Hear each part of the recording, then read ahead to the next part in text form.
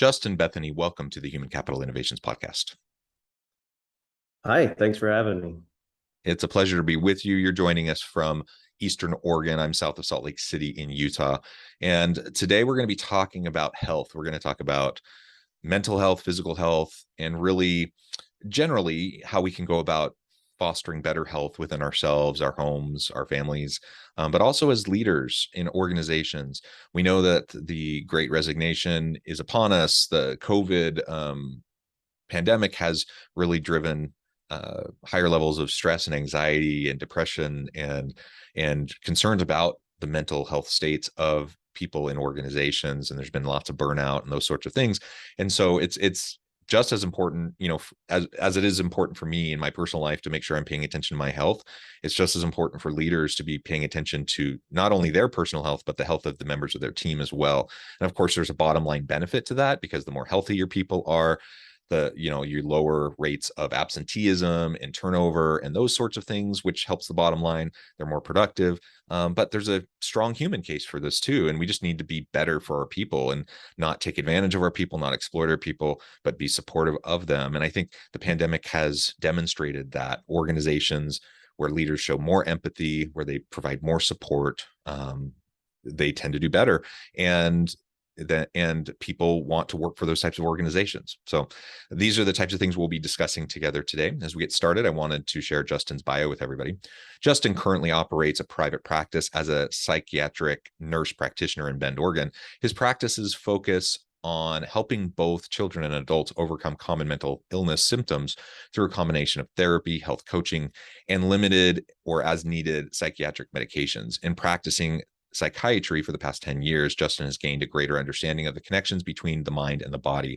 After spending the better part of his career incorporating functional and integrative approaches to mental health treatment, Justin gathered all of that knowledge and compiled it into an easy to digest book entitled The Mental Wellness Diet: Ancient Wisdom, Evolving Science, and Modern Day Options. Justin also publishes regular blog articles and social media posts to help explain the connections between our diet and lifestyle and our mental and emotional well-being. You can learn more just by going to his Instagram, LinkedIn, and his blog, the Mental Wellness Diet blog. And Justin, anything else you would like to share with us by way of background or personal context before we dive on into the conversation? Yeah, that was great. I think the main website is thementalwellnessdiet.com. That's the best place to get to all of that information you just shared. And thanks for that intro. Yeah, excellent. Okay, so let's start perhaps it's best to just get a lay of the land. Like, what are you seeing over the last couple of years in terms of, the people you're working with? They're coming in with challenges and issues, and I imagine you see some common themes. So what are some of the types of things that you're seeing, and why should we be paying more attention to this? Yeah, that's a great question. So for most of my career, for the few exceptions, in psychiatry, there's a term, the walking well, and I think that term is going away. But it's people who are experiencing depression, anxiety, maybe some other common mental illness symptoms, but are also coincidentally highly functional. So they have kids, they're taking care of their kids, they're going to work, they're paying the bills, they're getting everything done, they're checking all the boxes, but they're suffering. And so in the different clinics that I started working out at, those were the people that would be tending to come through. And so these are individuals who often worked in corporations, organizations, public agencies. They had big, important responsibilities at home and at work.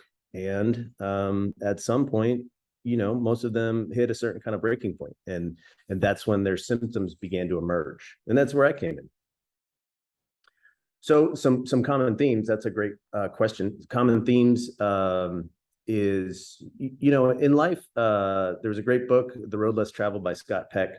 In the first couple of chapters, he talked about the differences that people can handle stress. You can either be on one side of the spectrum of an internalizer, and you're reaching across the table and you're pulling onto yourself all the dysfunction and bad things, bad outcomes in the world. You're pushing it inwards, and that's guilt and shame and depression, anxiety. And on the other end of the spectrum, it's the externalizers. And when there's dysfunction or discomfort, they push that away. They push that outward. more often than not, the patients that come to see me tend to be internalizers. And that creates a really interesting dynamic with their home life, their own self-esteem, how they think about the world, how they think about themselves, how they think about their symptoms, and how they interact at work. So at work, that's corporate America. It's a very unique culture. It's a very individualism kind of culture versus the collective. And so it's really difficult for people who have any degree of internalizing, taking on feeling bad, feeling guilty, feeling shame, to exist in a collective at home and a collective in their own personal, the way they see the world, but then to find ways to exist at work. It can be really difficult. And we can talk more, but I'll give you answers. Well, and it's worth noting that we spend a good chunk of our lives, for many people, the vast majority of our lives working at work. We think of our waking hours, and we spend so much of that time working. And so we can't just neatly compartmentalize, what our stress is at home, and then we walk in the door at work, and all of a sudden we can just shut that off and just work. That's not the way people function. That's not the way our minds work. And our mental health and our physical health bleed both ways. And so if you have a really stressful time at work and you go home, every spouse, every partner knows that when their partner comes home from work after a really hectic, hairy day, that they're going to need some time to diffuse and to, to chill out a little bit, and they need some support. And sometimes that stress can come into the home, and it can stress everyone else out at home. So, and it goes both ways, right? So we just need to first acknowledge that that's the reality. We can't just neatly compartmentalize. Most people can't anyways.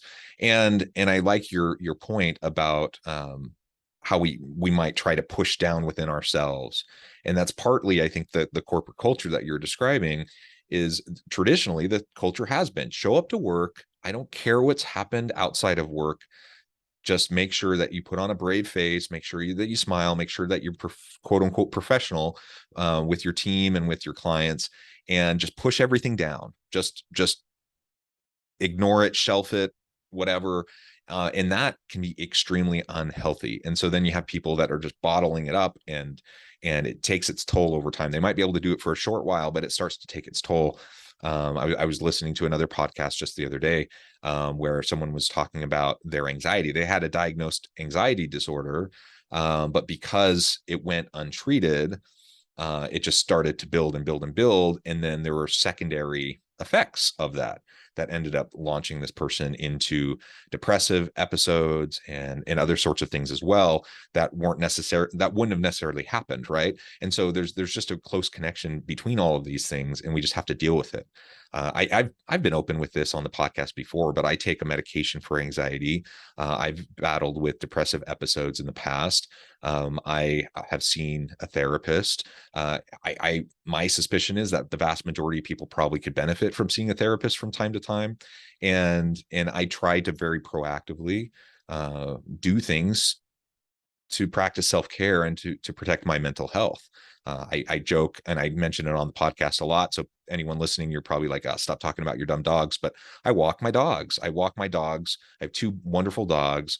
I walk them a couple times a day. That's like one of those outlets for me, right? And everyone has their things, but you just have to make sure that you're paying attention to those. And as a leader in the organization with my team, I need to make sure I'm paying attention to each of my people, because they may feel, whether that's my intention or not, they're probably feeling like they need to just push it down. They just need to put on a brave face. They just need to deal with it on their own. And the truth is, we don't need to deal with it on our own. We can support each other in this. Sometimes it's medication, sometimes it's therapy, sometimes it's just doing other healthy behaviors that can help you be more level, right? Totally. Yeah. And thank you for that disclosure. I mean, it's what we all need to kind of put out there more. And it's very courageous of you. Thank you for that. I think, what I was thinking about as you were talking is this unspoken thing that happens. You probably watch Mad Men, and that is the most like obscene example of a boss who says, just shut up and do your job. Well, that was like the 1950s, and things have changed. It's not quite like that anymore, but it's kind of more subtle and unspoken. What I noticed is some of the patients that work in larger organizations and corporations, I kind of will ask a little bit about the organizational chart. And either it's like above them or on the same level, and a lot of times in organizations, there's like engineers or people like doing the work. And then there's like the product and the business and development side. And there's a lot of friction there. And I think a lot of managers, if any managers are listening, leaderships are listening, when a person underneath you, or maybe ancillary, an engineer, and you're on the product and development side, if they walk into the room with you, there's something there. There's a mist in the air. There's this sort of Wizard of Oz. You have this big, deep, booming voice. You are kind of intimidating without really probably being aware or wanting to be that way at all. That's probably doesn't fit with your principles and values. But there's just that something there about we've been enculturated in our work culture to understand that, we got to get it done in the bottom line and performance and all these metrics. And that communicates to people that they got to get it done no matter what. And what that leads to for a lot of people is a concept in psychiatry called repression. There's these impossible situations that we face, and we can just kind of go blank and proceed to move on and just stuff it down. And if that stuffing it down proceeds for too long, that's like the fertile soil for some of these mental illness symptoms like anxiety and depression to come out. At least that's what I've seen. Yeah. And maybe you can speak to, just in your own practice, what, if you've seen any trends over the last, say, 5 years, obviously with the pandemic being the last couple, have you seen an uptick? Have you seen shifts in the types of symptoms people have been having as they've been coming in, or the level of urgency or concern, over the types of things people are dealing with? Describe that for us a little bit. Sure. One pattern I've noticed is patients will come in, we'll talk. My stance is to support them, to be there for them, to kind of lead them to the truth, to lead them to a plan of coping that's sustainable and doable and effective. And so, as they come in, they'll talk about how, a boss, had a tantrum in a meeting, or these demands that just keep being placed upon them, and the boss isn't really communicating. Or when the organizational chart is like parallel, the engineers are doing their best, and then the development side is criticizing them or saying it's not enough, or setting too high of expectations, things that are unreasonable, but would be pleasing to the board probably. And so there's all these kinds of frictions, and they'll explain the setup to me, and I'll get all riled up, and I'll want to support them, and I'll want to pull my own hair out, even though I don't have any left. And then there's a turn for them. There's like their response is reflective of probably their response in typical life. It's like, well, I guess I just gotta, but it's a good company. They want to kind of swing a counterbalance and say, but I like my job, but I like the people, but it's a good job, but it's a good company, but it gives good benefits. And that's repression at work. It's okay to be upset with another person. That's kind of one of the main lessons that we teach as therapists. It's okay to have a conflict. It's okay to want to advocate for yourself when somebody else is not looking to want to cooperate with that. And so in these moments, you can't be angry at your boss. So that's kind of how it gets stuffed down, and that's kind of how it resides in there and festers and burns a little pit in your stomach. Yeah. And what happens as those things go unaddressed and that pit gets deeper and burned hotter? Well, we do our best to talk about it.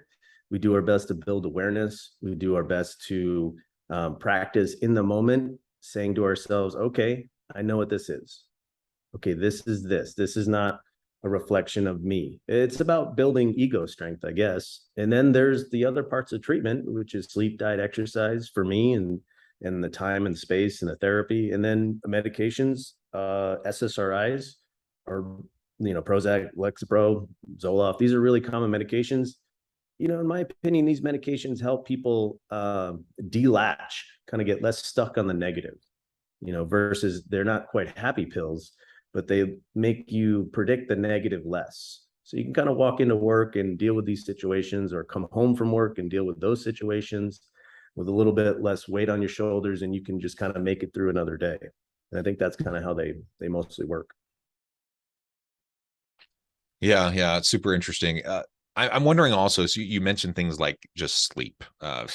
Having healthy sleep patterns makes a big difference. Things like diet can make a big difference. Let's talk about that for a minute. What are some of the things that you're seeing between diet and mental health, and the types of mental illness systems that you see? And if we think about that personally, then if we step back and think as leaders, what are some, we don't want to dictate what everyone's eating, obviously, but there are things we can do to try to encourage and nudge people in a more healthy direction. So perhaps if you have any ideas on that as well. Sure. I was at a comedy show the other day, and this comic had a bit about elementary school. We talked about eating spaghetti and meatballs and then going out to recess and running around for half an hour, because that's how digestion works, which is a funny commentary, but it's true. I mean, most people are at work 8 hours or more, and that's going to cut across a few meal times. So, there's what we eat, and that is probably about as hard as changing somebody's politics or religions, changing what they will eat. But there's how you eat too, and there's who you eat with, and then there's the time and the space that you make. In terms of the Great Resignation, my 2 cent opinion is that I think people will come back to work when the office has a gym, a dry cleaner, a daycare, a nice cafeteria, and opportunities for limited but impactful socialization. So, yeah, I mean, I don't think it would be appropriate for leaders to give everybody my book and tell them to eat my diet. Half of this book is about food, but the other half is about some of these cultural phenomenons, and then a lot of brain science and information about what our brains and bodies need to feel, so for us to feel and function at our best. And we can cover some of that stuff, but more importantly, I think is some of the topics we're discussing now about the stress experienced at work. Yeah, and just to comment on bringing people back in and the types of services that maybe our organization provides. I've shared this before, probably on a couple different episodes long ago on the podcast, but years ago, I worked for a tech company, one of the major tech companies in South Korea. And this was 20 years ago, probably a little bit more than 20 years ago. But think Google, like in the US, and think of all the perks and all the different things that they do. And that's kind of how it was there. Like they literally had just about everything on campus. And in fact, I lived in campus housing. So I had housing. I had 3 meals a day in the cafeteria, and snacks and whatever. They had, ping pong and basketball and soccer, and they had, you get your hair cut, you could go grocery shopping, like you do everything. They even had like on-site Buddhist temple that you could go, meditate, like you could do whatever you want. Like literally you could do everything and live your life there just about. And that's what they wanted, because the work culture in Korea was also show up at 7 a.m, stay till like 8, 9, 10 at night.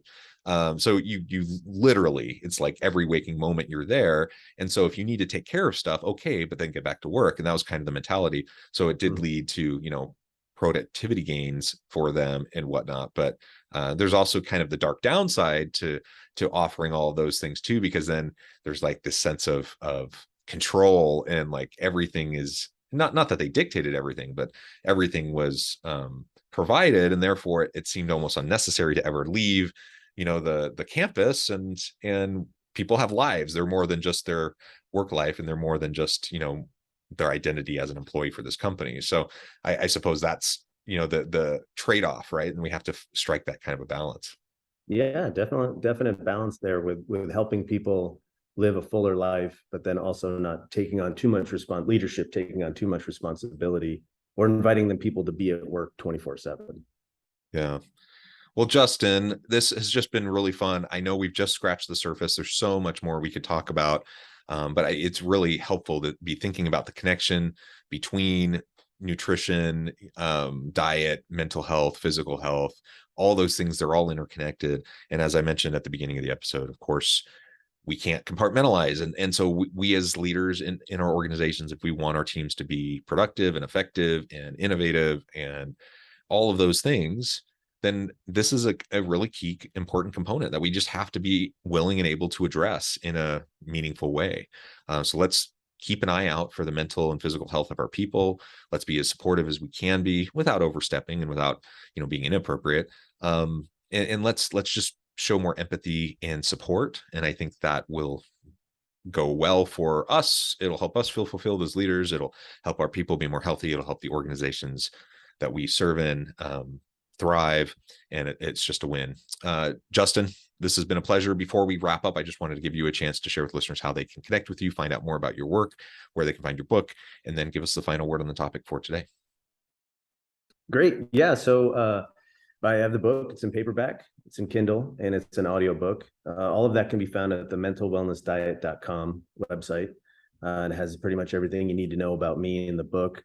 And the book is something that, again, it's a culmination of everything I learned. It's meant to be user-friendly, something that people can take advantage of right away, learning about what things to eat, which nutrients do what things in the brain. It's really interesting and entertaining, if not educational. So that's that. And then, I guess the final word for me is, people need a lot, and we have to take care of ourselves, and we have to understand that other people have those needs. There's probably a line for leadership, how much you want to take on, but just acknowledging that for people goes so far. And I think that would be the final word for me. Perfect. Thank you, Justin. It's been a pleasure. I encourage listeners to reach out, get connected, find out more about what Justin can do for you. Check out the book. And as always, I hope everyone can stay healthy and safe. They can find meaning and purpose at work each and every day. And I hope you all have a great week.